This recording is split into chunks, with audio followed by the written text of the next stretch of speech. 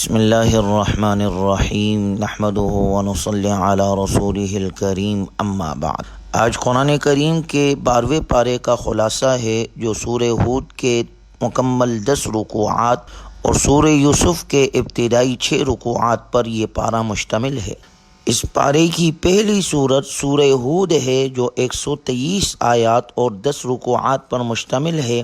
چونکہ اس صورت مبارکہ میں حضرت ہود علیہ السلام اور ان کی قوم کا واقعہ مذکور ہے، اس نسبت سے اس صورت کو سورہ ہود کہتے ہیں۔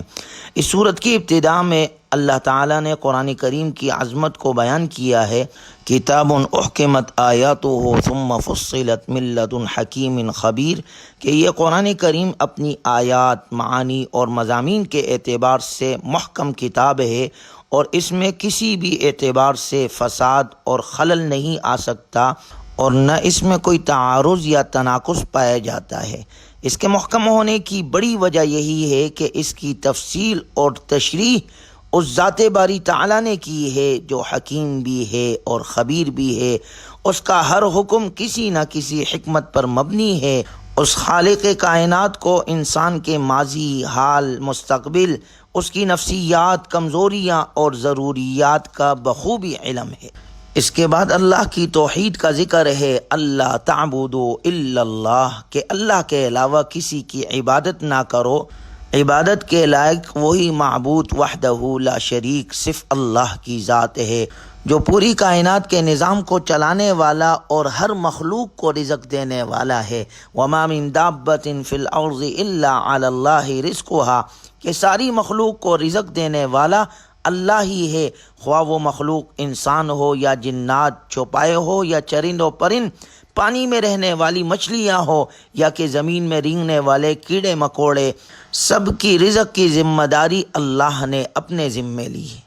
وہ اللہ خلق السماوات والارض فی 6 ایام، جس نے آسمان اور زمین کو 6 دنوں میں پیدا کیا۔ وکان عرشہ علی الماء لیبلوکم ایکم احسن عملا، اور اس کا عرش پانی پر ہے تاکہ وہ تمہیں جانچے، تمہیں پھرکے کہ تم میں اچھا عمل کون کرتا ہے۔ پورے قرآن کریم میں اللہ نے کہیں نہیں ذکر فرمایا کہ تم میں زیادہ عمل کون کرتا ہے۔ ہاں، یہ ذکر ضرور ہے کہ اچھا عمل کون کرتا ہے۔ الذی خلق الموت والحیات لیبلوکم ایکم احسن عملا، وہ ذات جس نے موت اور زندگی کو بنایا تاکہ وہ تمہیں جانچے، پرکھے، تمہارا امتحان لے تم میں اچھا عمل کون کرتا ہے۔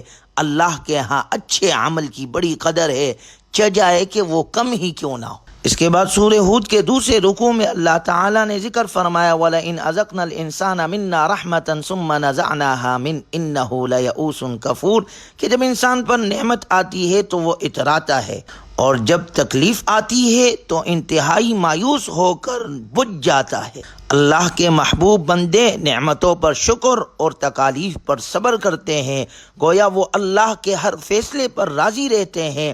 اللہ تعالی ہم میں یہ صفت پیدا فرمائے۔ اس کے بعد اگلی آیات میں انسان کے 2 گروہوں کا ذکر ہے۔ ایک گروہ وہ ہے جس کی زندگی اور جس کی ساری کوشش کا ہدف صرف دنیا ہے، وہ ہر وقت اس دنیا کو زیادہ سے زیادہ آرام دہ بنانے کی فکر میں لگے رہتے ہیں اور کبھی بھولے سے بھی انہیں آخرت کی یاد نہیں آتی۔ دوسرے نمبر پر توفیق یافتہ گروہ وہ ہے جو دنیا کے لیے محنت تو کرتا ہے مگر اس کی کوششوں کا محور آخرت ہے۔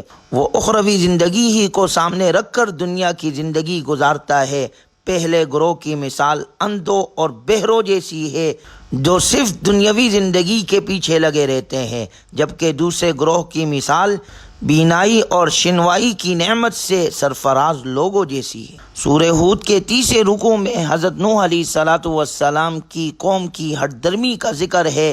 حضرت نوح علیہ السلام نے اپنی قوم کو اللہ کی بندگی کی دعوت دی، اللہ تعبدوا الا اللہ، مگر قوم کے سرداروں نے کہا کہ آپ کی رسالت کا دعویٰ جھوٹا ہے، نعوذ باللہ، اور آپ کی پیروی کرنے والے ہمارے معاشرے میں کمتر اور گھٹیا لوگ ہیں، ہم ہرگز آپ کی بات نہ مانیں گے۔ حضرت نوح علیہ السلام نے کہا میں نے تمہارے درمیان ایک پاکیزہ زندگی گزاری ہے، پھر اللہ نے مجھے چن لیا اور مجھ پر وحی نازل کی، میں تم سے اس تبلیغ پر کوئی نذرانہ نہیں مانگتا، لا اسألکم علیہ اجرا، میں کوئی اجرت طلب نہیں کرتا، میں تمہارے کہنے پر ہرگز ایمان لانے والے فقراء اور درویشوں کو اپنے پاس سے دور نہیں کروں گا۔ میں نے کبھی دعویٰ نہیں کیا کہ میرے پاس اللہ کی رحمت کے خزانے ہیں، ولا اعلم الغیب ولا اقول انی ملک، اور نہ میں غیب کی باتیں جانتا ہوں اور نہ میں نے یہ کہا ہے کہ میں فرشتہ ہوں، میں تو ایک انسان ہوں، لیکن اللہ نے مجھے رسالت کے لیے چنا ہے۔ چنانچہ قوم نے ان کی دعوت کو جھٹلایا اور کہنے لگی فَأْتِنَا بِمَا تَعِدُنَا إِن كُنْتَ مِنَ الصَّادِقِينَ، کہ اگر آپ سچے ہیں تو اللہ کا عذاب ہم پر نازل کر دے۔ چوتھے رکوع میں اللہ کا ارشاد ہے وَأُوحِيَ إِلَى نُوحٍ أَنَّهُ لَن يُؤْمِنَ مِن قَوْمِكَ، اللہ تبارک و تعالیٰ نے حضرت نوح علیہ السلام کو آگاہ کر دیا کہ آپ کی قوم کے مزید افراد ایمان نہیں لائیں گے، اب ان پر عذاب نازل ہوگا، آپ اہل ایمان کے لیے ایک کشتی بنائیں۔ وَيَصْنَعُ الْفُلْكَ وَكُلَّمَا مَرَّ عَلَيْهِ مَلَأٌ مِّن قَوْمِهِ سَخِرُوا مِنْهُ، حضرت نوح علیہ السلام کشتی بنا رہے تھے اور قوم کے سردار آپ کا مذاق اڑا رہے تھے۔ آپ نے فرمایا کہ عن قریب ہم تمہارا مذاق اڑائیں گے، جب اللہ کی طرف سے عذاب کا فیصلہ آئے گا تو آسمان سے بارش نازل ہونا شروع ہوئی، زمین سے پانی ابلنے لگا۔ حضرت نوح علیہ السلام نے تمام اہل ایمان اور ہر مخلوق کے ایک ایک جوڑے کو کشتی میں سوار کر لیا۔ پانی کی مقدار اس قدر بڑھ گئی کہ اس نے ایک ایسے طوفان کی صورت اختیار کر لی جس سے پہاڑ جیسی بلند موجیں پیدا ہو گئی۔ وقال اركبوا فيها بسم الله مجريها ومرساها ان ربي لغفور رحیم، کہا کہ اس میں سوار ہو جاؤ اللہ کے نام سے۔ چنانچہ کشتی میں سوار ہونے والے اہل ایمان محفوظ رہے، باقی پوری قوم پانی میں غرق ہو گئی۔ حضرت نوح علیہ السلام کا بیٹا جو کافر تھا وہ بھی طوفان کے نظر ہو گیا، جس کا علم نوح علیہ السلام کو نہیں تھا۔ نوح علیہ السلام نے اللہ سے کہا ربی ان ابنی من اہلی، اے اللہ اس میں تو میرا بیٹا ہے جو میرے اہل میں سے ہے۔ اللہ تبارک و تعالی نے جواب ذکر کیا، قال یا نوح انہ لیس من اہلک، اے نوح وہ آپ کے اہل میں سے نہیں ہے، کیوں؟ انہ عمل غیر صالح، اس کا عمل اچھا نہیں، وہ ایماندار نہیں ہے۔ گویا معلوم یہ ہوا کہ جس انسان کے پاس ایمان نہیں ہے، چاہے کہ وہ پیغمبر کا بیٹا ہے لیکن وہ اللہ کے عذاب سے بچ نہیں سکتا۔ گویا اللہ کے ہاں نجات کا دار و مدار ایمان اور عمل صالح پر ہے، قرابت اور نسب یا عہدے پر نہیں۔ کامیابی اللہ کے ہاں صرف ایمان اور عمل صالح پر ہے۔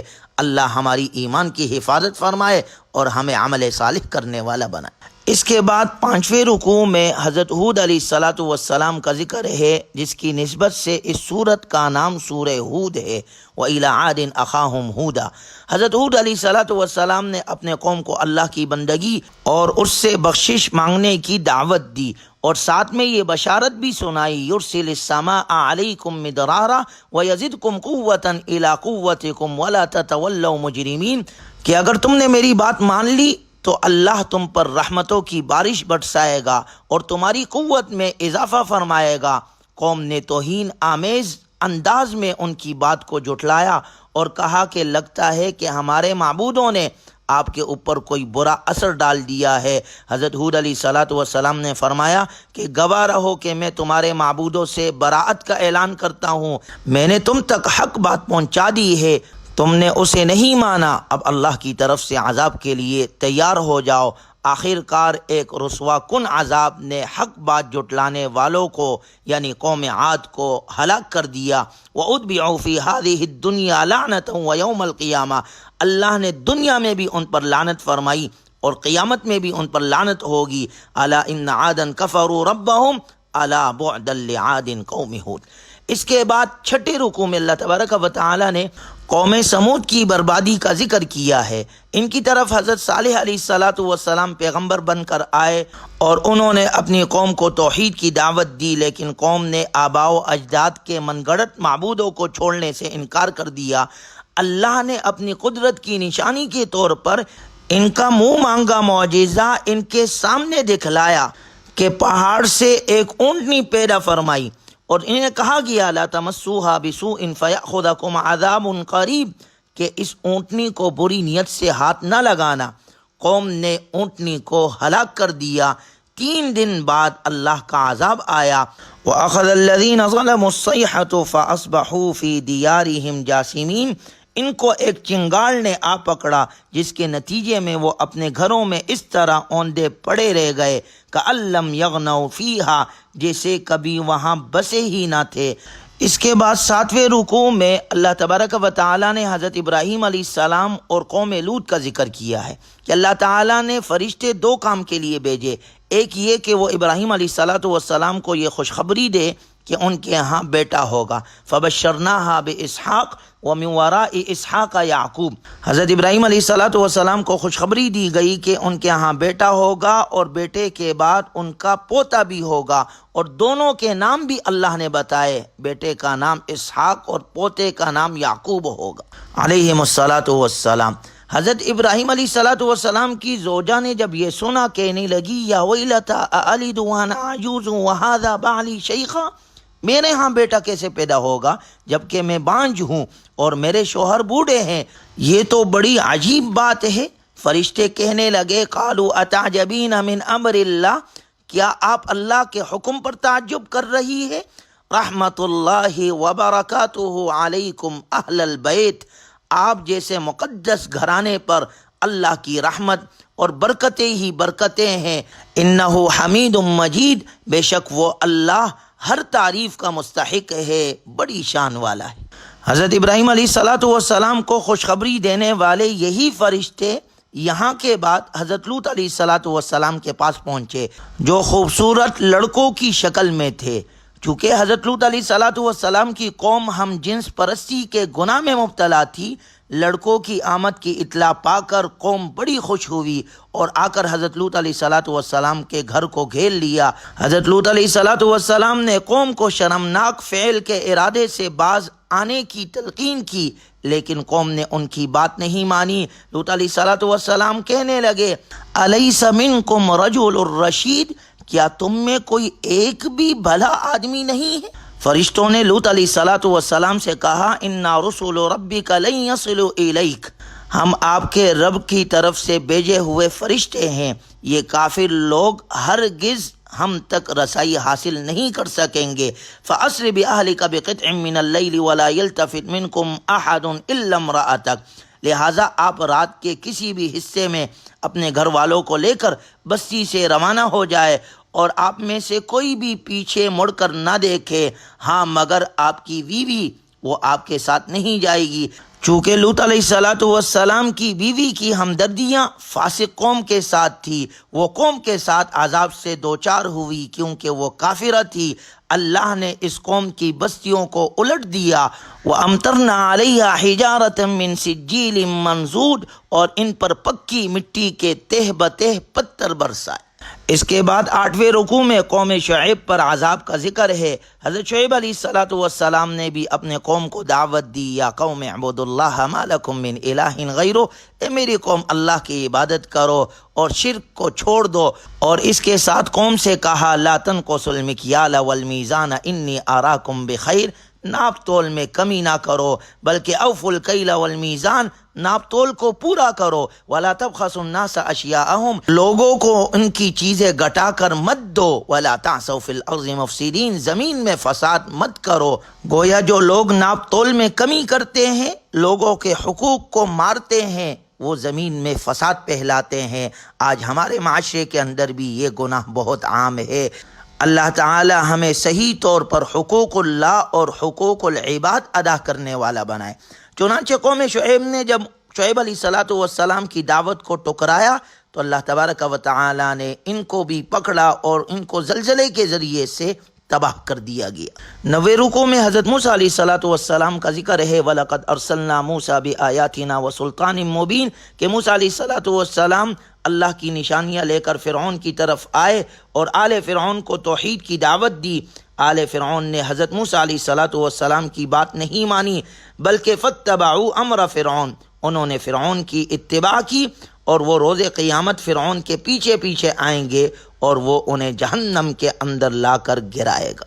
چنانچہ ان تمام اقوام کا ذکر کرنے کے بعد اللہ کا ارشاد ہے ذَلِكَ مِنْ أَنْبَاءِ الْقُرْآنِ نَقُصُّهُ عَلَيْكَ مِنْهَا قَائِمٌ وَحَصِيدٌ، یہ حالات و واقعات غیب کی خبروں میں سے ہیں جو ہم آپ کی طرف بھیجتے ہیں۔ اس سے پہلے نہ تو آپ ان کو جانتے تھے اور نہ ہی آپ کی قوم جانتی تھی۔ گویا یہ تمام اقوام کے قصے وحی الہی کے اس بات اور رسول اللہ صلی اللہ علیہ وسلم کی نبوت کی سچائی اور قرآن کے معجزے ہونے کی سب سے بڑی دلیل ہے۔ چنانچہ سورہ ہود کے آخری رکوع میں اللہ کا ارشاد ہے وَكُلًّا نَقُصُّ عَلَيْكَ مِنْ أَنْبَاءِ الرُّسُلِ مَا نُثَبِّتُ بِهِ فُؤَادَكَ۔ اے محمد صلی اللہ علیہ وسلم، انبیاء اکرام علیہم السلام کے وہ سب حالات جو ہم آپ سے بیان کرتے ہیں ان کے ذریعے ہم آپ کے دل کو مضبوط رکھتے ہیں، اور ان قصوں میں آپ کے پاس حق آ گیا۔ وَمَوْعِظَةٌ وَذِكْرَىٰ لِلْمُؤْمِنِينَ، اور مؤمنوں کے لیے اس میں نصیحت اور عبرت ہے۔ اس کے بعد سورہ یوسف ہے جو 111 آیات اور 12 رکوعات پر مشتمل ہے۔ اس صورت مبارکہ میں حضرت یوسف علیہ السلام کا واقعہ بڑی تفصیل کے ساتھ بیان ہوا ہے۔ اس نسبت سے اس صورت کا نام سورہ یوسف ہے، اور اس صورت کی یہ خصوصیت ہے کہ اس میں یوسف علیہ السلام کا پورا واقعہ ایک ہی تسلسل میں تفصیل کے ساتھ ذکر کیا گیا ہے، اور تقریباً پوری صورت اس کے لیے وقف ہے، اور یہ واقعہ کسی اور صورت میں نہیں آیا۔ اس واقعے کو اتنی تفصیل کے ساتھ بیان کر کے اللہ تعالیٰ نے ان کافروں پر ایک حجت قائم فرما دی جو حضور علیہ السلام کی نبوت کا انکار کرتے تھے۔ یہ بات ان پر بھی واضح تھی کہ اس واقعے کا علم ہونے کا آپ کے پاس کوئی ذریعہ نہ تھا، لہٰذا یہ تفصیل آپ کو وحی الہی کے علاوہ کسی اور طریقے سے حاصل نہیں ہو سکتی تھی۔ اس کے علاوہ مکہ مکرمہ میں حضور علیہ السلام اور آپ کے صحابہ کرام رضی اللہ عنہم اجمعین کو کفار مکہ کی طرف سے جن تکلیفوں کا سامنا کرنا پڑا، اس کے پیش نظر اس واقعے میں آپ کے لیے تسلی کا بھی بڑا سامان تھا کہ حضرت یوسف علیہ السلام اپنے بھائیوں کی سازش کے نتیجے میں بڑے سخت حالات سے گزرے، لیکن آخر کار اللہ تعالیٰ نے انہی کو عزت، شوکت اور سربلندی عطا کی اور وقت کا بادشاہ اور وقت کا نبی بنا دیا۔ جن لوگوں نے انہیں تکلیفوں کا نشانہ بنایا تھا ان سب کو ان کے آگے جھکنا پڑا۔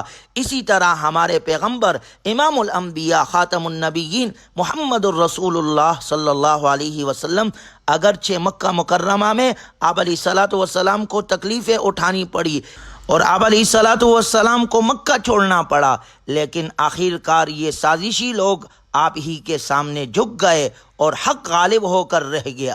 اللہ تبارک و تعالی نے آپ علیہ السلام کو بھی عروج عطا کیا، یہاں تک کہ آپ علیہ السلام پہلی اسلامی مملکت کے سربراہ بن گئے۔ جب مکہ فتح ہوا تو اہل قریش آپ کے سامنے شرمندہ ہوئے، انہیں آپ علیہ السلام کے سامنے جھکنا پڑا۔ اللہ تبارک و تعالی نے آپ علیہ السلام کو پورا اختیار عطا کیا، لیکن اس موقع پر آپ علیہ السلام نے فرمایا میں تم سے وہی بات کہتا ہوں جو میرے بھائی یوسف علیہ السلام نے اپنے بھائیوں سے کہی تھی، لا تثریب علیکم اليوم، جاؤ تم آزاد ہو، تم پر کوئی الزام نہیں۔ حضرت یوسف علیہ السلام کے قصے کو خود قرآن کریم نے احسن القصص قرار دیا ہے، کیونکہ اس قصے میں جتنی عبرتیں اور نصیحتیں پائی جاتی ہے وہ شاید ہی کسی دوسرے قصے میں پائی جاتی ہو۔ اس میں دین بھی ہے اور دنیا بھی، اور سیرت اور نواسح بھی، خوابوں کی تعبیر بھی ہے، اور سیاست اور حکومت کے رموز بھی، انسانی نفسیات بھی ہے، اور معاشی خوشحالی کی تدبیریں بھی، اور زہد و تقوی کی دستگیری بھی۔ اس میں انبیاء اکرام اور صلحاء کا تذکرہ بھی ہے، اور ملائکہ اور پرندوں کا بھی، جنوں اور انسانوں کا بھی، اسی طرح بادشاہوں، تاجروں، عالموں اور جاہلوں کے حالات بھی اس قصے میں موجود ہے۔ چونکہ سورہ یوسف 12ویں اور 13ویں پارے دونوں میں یہ قصہ تسلسل کے ساتھ بیان ہوا ہے، تو آج اس پورے قصے کا کچھ خلاصہ بیان کرتے ہیں، کل انشاءاللہ تفصیل کے ساتھ بیان ہوگا۔ حضرت یعقوب علیہ السلام کے 12 بیٹے تھے۔ حضرت یوسف علیہ السلام ان میں سے غیر معمولی طور پر حسین تھے۔ ان کی سیرت اور صورت دونوں کے حسن کی وجہ سے والد گرامی ان سے بے پناہ محبت کرتے تھے، اور محبت کی ایک وجہ یہ بھی تھی کہ آپ کا اور آپ کے بھائی بنیامین کا سب سے چھوٹا ہونا تھا، جبکہ ان دونوں کی والدہ بھی انتقال کر چکی تھی۔ چھوٹے بچے سے محبت انسان کی فطرت ہے، چنانچہ حضرت یعقوب علیہ السلام کی اس محبت کی وجہ سے یوسف علیہ السلام کے بھائی حسد میں مبتلا ہو گئے اور وہ اپنے والد کو تفریقہ کہہ کر حضرت یوسف علیہ السلام کو جنگل میں لے گئے اور آپ کو کنویں میں گرا دیا۔ وہاں سے ایک قافلہ گزرا، انہوں نے پانی نکالنے کے لیے کنویں میں ڈول ڈالا تو ڈول میں سے آپ نکل آئے۔ قافلے والوں نے مصر میں جا کر بیچ دیا، عزیز مصر نے خرید کر گھر میں رکھا۔ جوان ہوئے تو اس کی بیوی آپ کے محبت میں گرفتار ہو گئی، اس نے برائی کی دعوت دی، حضرت یوسف علیہ السلام نے اس کی دعوت ٹکرا دی۔ عزیز مصر نے بدنامی سے بچنے کے لیے آپ کو جیل میں ڈلوا دیا۔ قید خانے میں آپ نے دعوت توحید کا سلسلہ جاری رکھا، جس کی وجہ سے قیدی آپ کی عزت کرتے تھے۔ بادشاہ وقت کے خواب کی صحیح تدبیر بتانے کی وجہ سے آپ اس کی نظروں میں جج گئے۔ اس نے آپ کو خزانے، تجارت اور مملکت کا خود مختار وزیر بنا دیا۔ مصر اور گرد و پیش میں قحط کی وجہ سے آپ کے بھائی غلہ حاصل کرنے کے لیے مصر آئے۔ ایک دو ملاقاتوں کے بعد آپ نے انہیں بتا دیا کہ میں تمہارا بھائی یوسف ہوں۔ پھر آپ کے والدین بھی مصر میں آ گئے اور یہیں آباد ہوئے۔ یہ یوسف علیہ السلام کے واقعے کو اجمالی طور پر ذکر کیا گیا ہے، انشاءاللہ کل تفصیل کے ساتھ ذکر کیا جائے گا۔ اللہ تبارک و تعالی ہمیں قرآنی تعلیمات پر عمل کرنے کی توفیق نصیب فرمائے۔ وآخر دعوانا الحمدللہ رب العالمین۔